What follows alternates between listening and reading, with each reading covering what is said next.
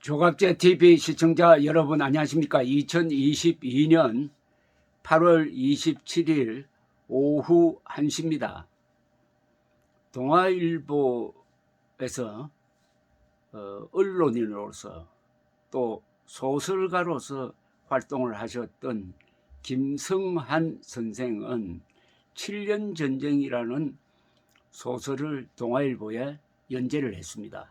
1980년대입니다. 77년 전쟁은 임진왜란을 가리킵니다.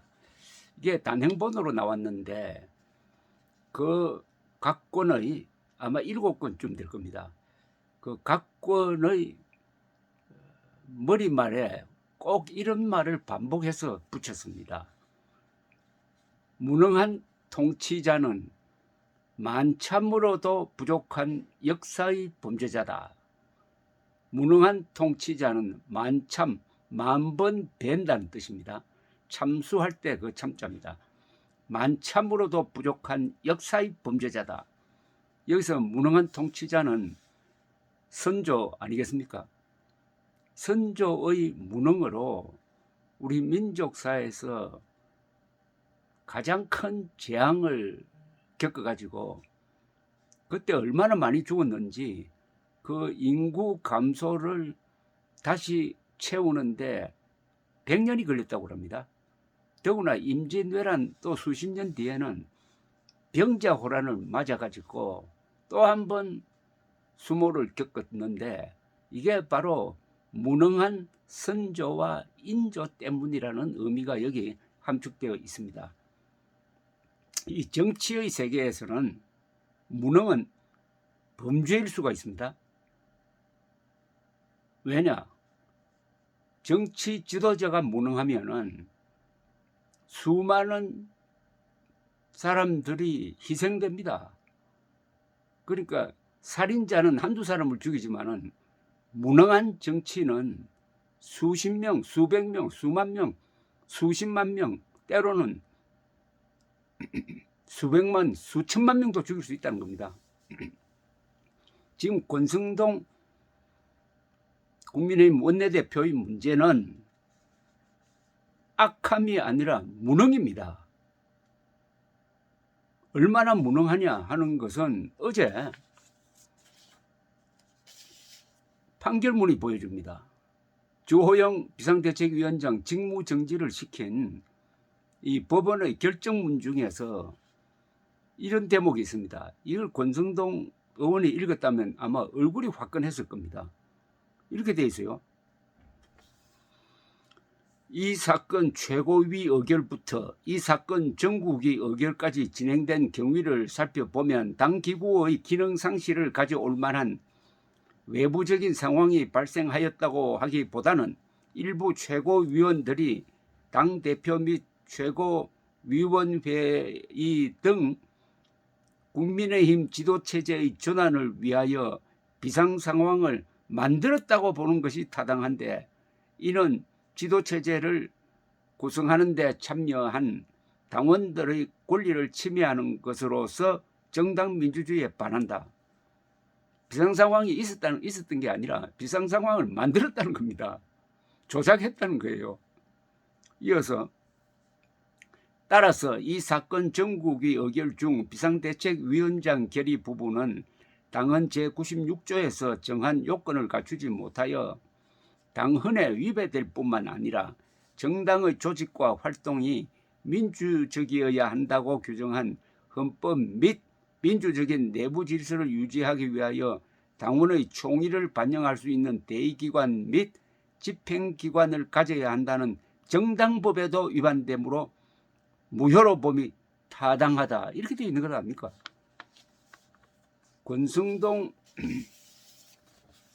이준석의 대결에서 이준석 대표가 이기고 권성동 원내대표가 졌습니다. 이것은 유능과 무능의 차이입니다.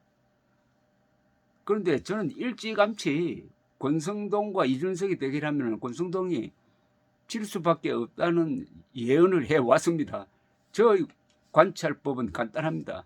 두 사람이 구사하는 언어를 보면 압니다. 정치라는 것은 언어의 기술입니다. 말을 어떻게 하느냐, 말을 어떻게 해서 상대를 설득하고 국민들로부터 표를 얻느냐, 이 기술 아닙니까? 그런데 좋은 자료가 하나 있었습니다. 지난 7월 29일에 있었던 겁니다. 그 전날이죠. 아마 대법원이 2020년 4일로 부정선거 주장하는 이들에게 패소 판결을 내린 그 직후에 이준석 대표도 한마디 하고 권성동 대표도 한마디 했습니다. 동일 사안에 대해서 두 사람이 어떤 언어를 구사하는지 제가 한 비교를 해봤습니다. 이걸 보고 이준석이 이기겠구나 하는 생각을 가졌다 이겁니다. 한번 소개를 하겠습니다. 이준석은 이렇게 씁니다. 이준석 대표 페이스북입니다. 돈벌이의 수단으로 전락한 부정선거 의혹으로 2년간 보수 진영에 미친 해악이 오늘로 종결되기를 기대합니다. 그리고 돈벌이에 미쳐서 오히려 진실을 이야기하는 사람들에게 내부 총질을 했던 유튜브들의 현혹되었던 많은 분들이 이제 이성을 되찾았으면 합니다. 항상 남을 지목하고 까내렸지만 당신들이 오히려 보수 몰락을 위해 뛰던 내부 총질러였고 스파이였고 프락지였던 겁니다. 이런 것 하나 초반에 정리하지 못하고 2년을 끌어온 게 보수 진영의 역량이었습니다. 유튜브를 중심으로 만든 당신들만의 우물한 작은 세계 속에서 국가 대소사를 논했으니 연전연패했던 겁니다. 그 연전연패의 과거로 되돌아가지 맙시다. 딱 부러지게 음모론자들을 단죄하고 있습니다. 여기에는 분석도 있고 공격도 있고 그리고 대책도 있습니다. 짧지만은 거의 완벽한 명문입니다. 그런데 동일 사안에 대해서 권성동 원내대표가 국힘당 최고위원회의에서 한 발언을 소개하겠습니다. 길이도 비슷합니다. 대법원이 2020년 4월 15일 총선 선거 무효 소송을 기각했습니다. 법원의 판단을 존중합니다. 지난 2년간 우리 사회는 부정선거 논란으로 국민적 불신과 갈등이라는 엄청난 사회적 비용을 치러야 했습니다. 부정선거를 주장하는 분들의 생각도 충분히 이해합니다. 바로 이 대목이죠. 부정선거를 주장하는 사람들 때문에 보수가 분열되고 선거에 질 뻔도 했는데 충분히 이해한답니다. 딱 부러지게 공격하는 그리고 상황을 정리하는 이준석과 이렇게 두루뭉실하게 넘어가는 권성동의 대결에서 누가 이기겠습니까? 선관위는 민주당에만 유리한 선거법 해석으로 국민 신뢰를 잃었고 지난 대선 소쿠리 투표 논란으로 불신 여론에 기름을 부었습니다. 하지만 이제는 누구의 잘잘못을 따지는 소모적 논쟁이 아닌 발전적인 대안을 모색할 때입니다. 선거의 공정성, 중립성을 확보할 수 있는 제도적 보완책을 마련하는 데 머리를 맞대야 합니다.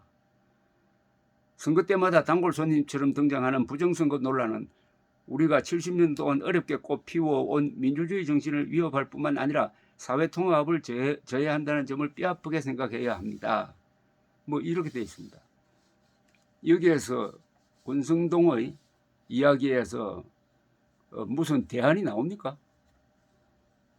결국 국민의힘이 국민들로부터 외면을 당하게 된 원인 중에 하나는 최근 원인입니다. 최근 원인은 이렇게 어떤 사안에 대해서 본질적인 파악과 본질적인 비판을 하지 않고 좋은 게 좋다는 식으로 덮어주는 시비를 가리지 않으려는 이런 나약한 권성동의 정신에서 출발한 겁니다.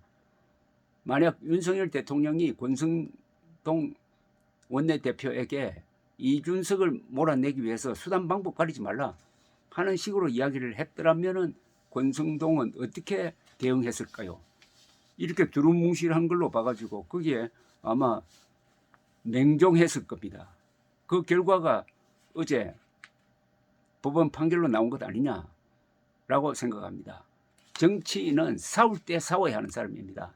관료는 싸우려고 하지 않습니다. 그러나 정치인은 자기의 가치관과 다를 때 싸워야 합니다. 그때 욕하는 사람이 많아도 싸워야 합니다.